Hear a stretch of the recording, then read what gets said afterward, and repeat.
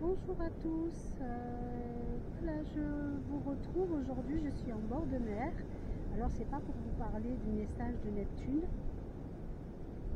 je vais vous parler, comme je vous l'avais promis, de la résonance de Schumann et essayer de vous expliquer un petit peu ce que c'est. Alors bien sûr, je vais moins discuter de l'impact au niveau spirituel, parce que beaucoup le font beaucoup mieux que moi. Ce que je vais faire, c'est vous expliquer vraiment de manière schématisée l'aspect technique. Alors, comme c'est très technique, j'ai prévu des une petite anti-sèche. Voilà. Alors, en premier lieu, je vais remercier les personnes qui ont écrit les blogs qui m'ont servi de source.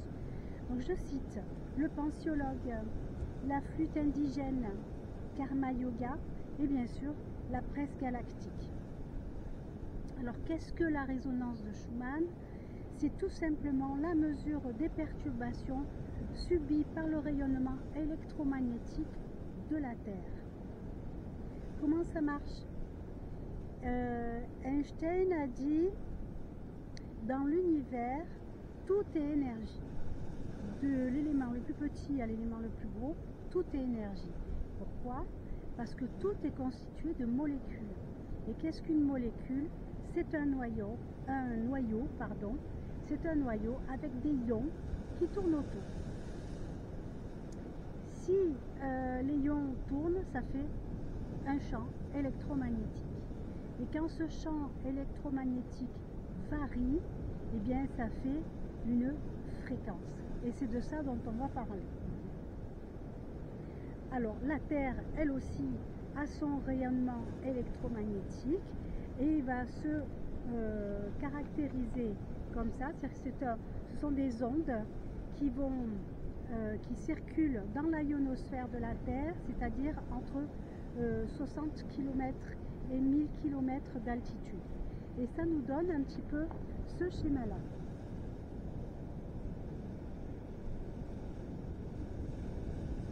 Je vais le reculer un petit peu parce que je ne sais pas du tout ce que ça donne au niveau de la mise au point. Voilà, on voit bien autour de la Terre les champs. Donc, nous, ce qu'on va étudier, ce ne sont pas les rayonnements eux-mêmes, mais les perturbations que ce rayonnement va subir. Ça fait des oscillements. Et quand on mesure la fréquence des changements à la seconde, eh bien, ça nous donne une fréquence. Ça doit vous parler, ça, comme vocabulaire. On a une fréquence, et cette fréquence se mesure en Hertz. C'est le nombre d'oscillements qu'il y a eu à la seconde.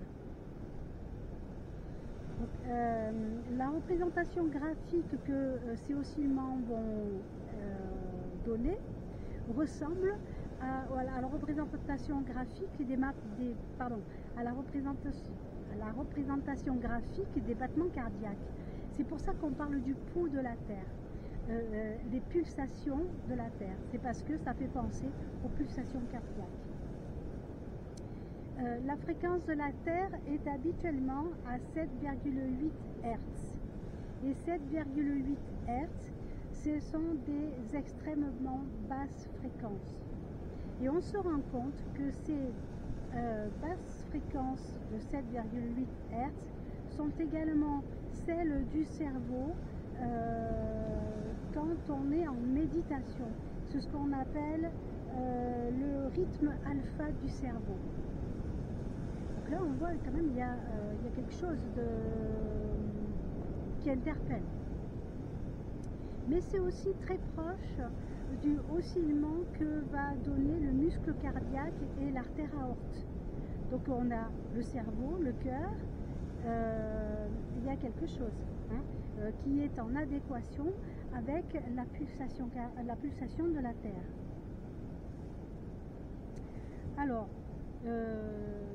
7,8 Hz, c'est la donnée qui a été mesurée dans les années 82-87, quand M. Schumann a parlé en premier de cette résonance, de ce type de mesure.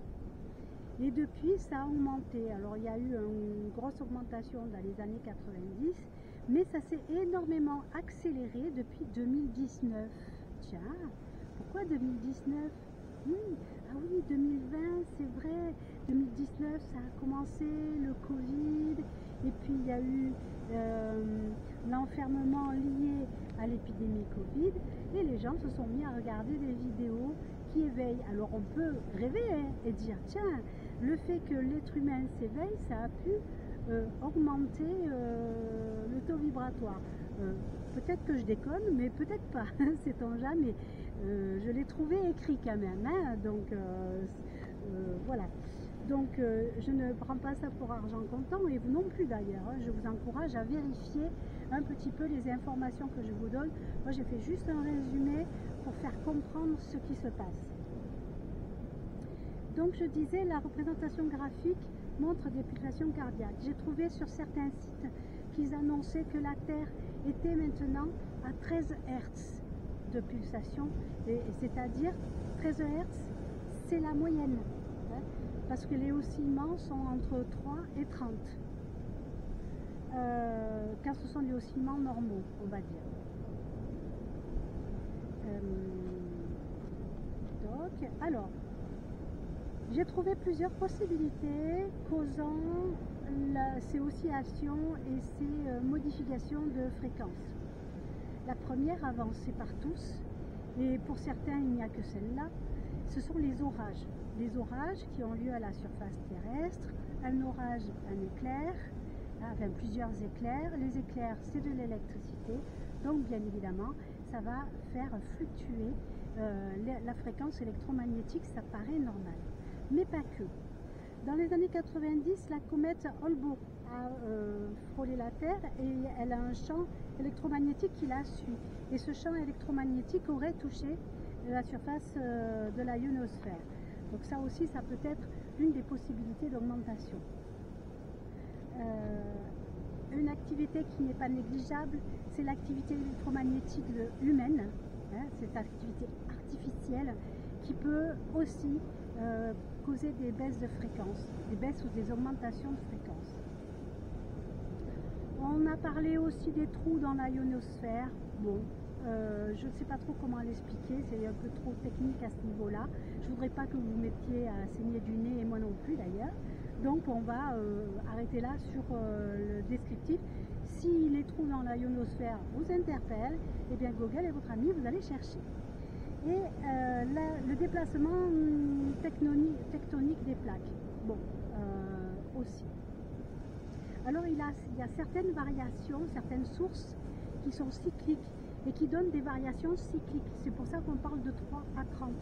Ce qui va donner des variations cycliques, c'est le jour, la nuit, les saisons, la distance de la Terre par rapport au Soleil et l'activité du Soleil aussi, tempête solaire, etc. Donc on a des variations qui sont cycliques et d'autres qui sont spontanées. Donc les variations cycliques, c'est celles qu'on va qualifier de normales. Celles qui sont spontanées, ce sont celles qui seront anormales, qui vont vous donner, vous allez voir, je vais vous montrer le graphique tout à l'heure, ce que ça donne. Ensuite, comme dernier point qui a été abordé en termes de possibilités d'action, enfin d'interaction, c'est les égrégores humains, les égrégores tout court, on va dire. Il a été pris pour exemple les attentats du 11 septembre 2001. Une heure après l'événement, ils ont noté une forte oscillation de la résonance de Schumann. Et en fait, une heure, c'est le temps qu'il a fallu à l'information pour circuler partout dans le monde. Donc, peut-être. Alors, si les égrégores peuvent influencer l'évolution terrestre, si la Terre augmente son taux sa fréquence d'oscillation, elle va donc influencer les êtres vivants qui vont s'adapter et donc se mettre à osciller de la même manière.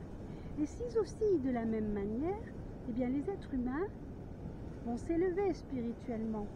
parce que plus ces fréquences augmentent, plus on est éveillé. Les yogis, on parle de 30 Hertz hein, chez certains yogis qui auraient été mesurés. Alors je parle au conditionnel parce que je n'ai pas trouvé d'éléments probants. C'est pareil, si vous voulez trouver des éléments probants, Google est votre ami. Là, ce n'est pas vraiment notre propos. Par contre, si on pense que les égrégores humains peuvent influencer, alors oui, effectivement, peut-être que ça va apporter de l'eau au moulin, on est bien d'accord. Et si on maintenait les êtres humains dans la tristesse et dans des basses vibrations, de sorte qu'il y ait très peu de oscillations et que l'être humain ne s'éveille pas spirituellement, peut-être qu'on pourrait retarder l'évolution terrestre. Bon, moi, j'y crois pas du tout. Hein. Je pense que l'évolution terrestre, elle est en route et c'est à nous de suivre. Hein. Mais je pense que d'autres le croient. Et c'est pour ça, je pense, que certains cherchent à maintenir l'être humain dans la peur, dans le doute, dans l'inquiétude. Voilà, ça, c'est dit. Et alors, maintenant, quels sont les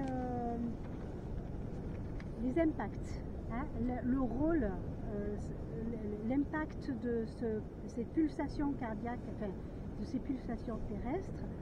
Le premier impact sur l'être vivant, c'est que ce sont des pulsations vitales pour tous les êtres vivants de la planète. C'est la NASA qui s'en est rendu compte, car l'état de santé des astronautes se dégradait énormément rapidement quand ils étaient dans l'espace. Et donc, ce qui manquait, c'est justement ces pulsations terrestres.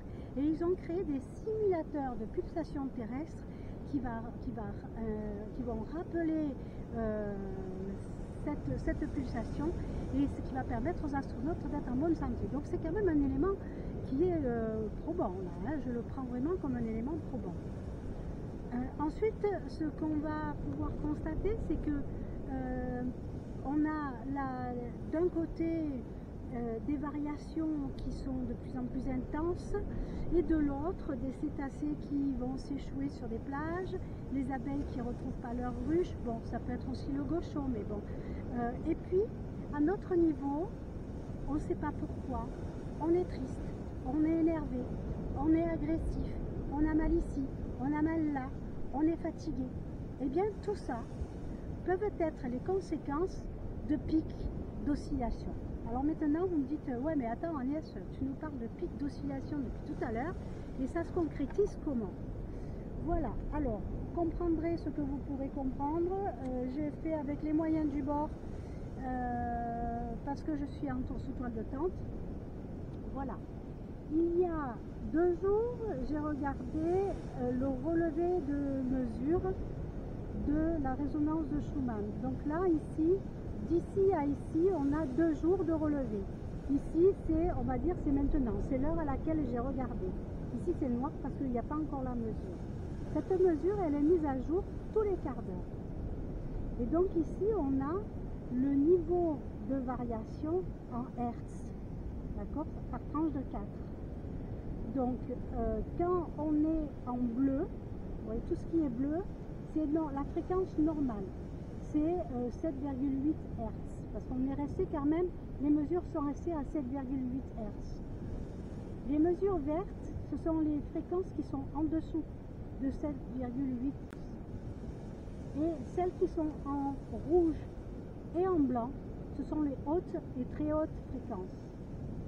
Et c'est quand la fréquence atteint plus de 40 Hz qu'on a l'éveil des consciences qui, je vais le dire différemment, les fréquences, les oscillations qui vont dépasser 40 Hz vont contribuer à l'éveil des consciences. Maintenant, après, chacun le perçoit différemment. On est plus ou moins sensible à ça, mais de toute façon, à terme, on y a tous droit. Après, à chacun à son niveau. Ceux qui sont déjà préparés vont peut-être être plus sensibles parce que justement, ils ont déjà atteint un certain niveau vibratoire et donc, eh bien, ils vont subir d'autant plus facilement les oscillations que quelqu'un qui, lui, c'est pas son truc, il est terre à terre, métro, boulot, dodo, on ne lit pas, on regarde la télévision, les informations et tout va bien dans le meilleur des mondes. Voilà, c'est un petit schéma, mais voilà. Donc si il vous intéresse d'aller voir pourquoi vous avez mal ici, pourquoi vous avez mal là, ah là là, je suis fatiguée. Ce matin, je me suis levée, j'étais en super forme. Et puis là, d'un coup, je suis ultra fatiguée. Mais qu'est-ce qui m'arrive? Eh bien, vous allez taper sur Google résonance de Schumann en live, L-I-V-E, comme en live en anglais, hein, d'accord? Et vous allez cliquer sur le premier site qui s'affiche, c'est la presse galactique. Là, vous allez voir le schéma qui ressemble un peu à ça, mais fait par des ordinateurs, donc nettement moins. Moi, je suis à l'ère de Néandertal comparé aux ordinateurs. Donc là, vous allez voir le schéma et ça va vous montrer la courbe qu'il y a eu ces dernières 48 heures. Voilà. J'ai fini mon petit topo. Si vous avez aimé, toc toc, vous mettez les pouces. Et si vous voulez vous abonner, vous vous abonnez et vous recevrez des notifications lors de mes prochaines parutions. Et maintenant, je cherche ma télécommande que j'ai envoyé valser. Voilà, voilà. Au revoir. Je vous laisse un peu regarder le paysage qui est magnifique. Voilà. Je suis en bord de mer, au bord de l'océan, dans les Asturies, en Espagne. Et la vie est belle. Voilà, voilà. Au revoir.